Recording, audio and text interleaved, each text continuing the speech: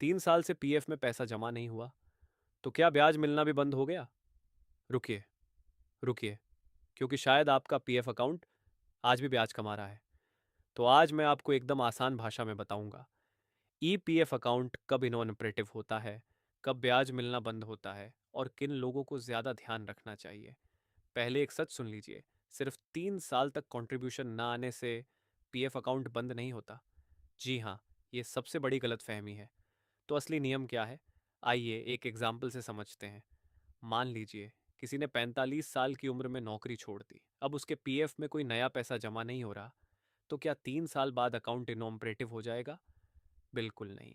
उसे 58 साल की उम्र तक लगातार ब्याज मिलता रहेगा। यानी कम उम्र में नौकरी छोड़ी है तो आपका पीएफ कई साल तक इंटरेस्ट कमाता रह सकता है।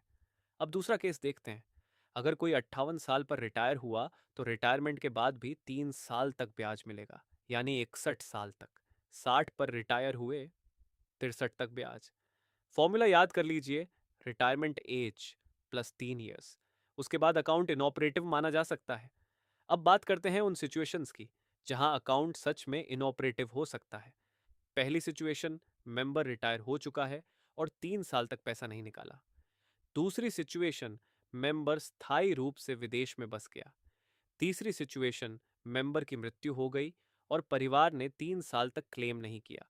और चौथी सिचुएशन, पीएफ विथड्रॉवल फेल हुई, पैसा वापस ईपीएफओ में चला गया और लंबे समय तक रिजॉल्व नहीं हुआ। अब सबसे जरूरी सवाल, इनऑपरेटिव होने का नुकसान क्या है?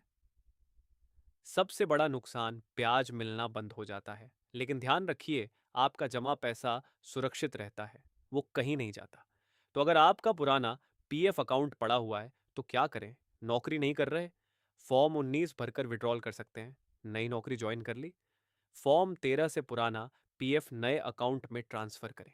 और अगर किसी सदस्य की मृत्यु हो चुकी है तो परिवार डेथ क्लेम फाइल कर सकता है। साथ ही उमंग ऐप से passbook, claim status, UAN activation, सब कुछ आसानी से हो जाता है। तो दोस्तों, ऐसे ही अपडेट्स के लिए चैनल को सब्सक्राइब करना मत भूलिए।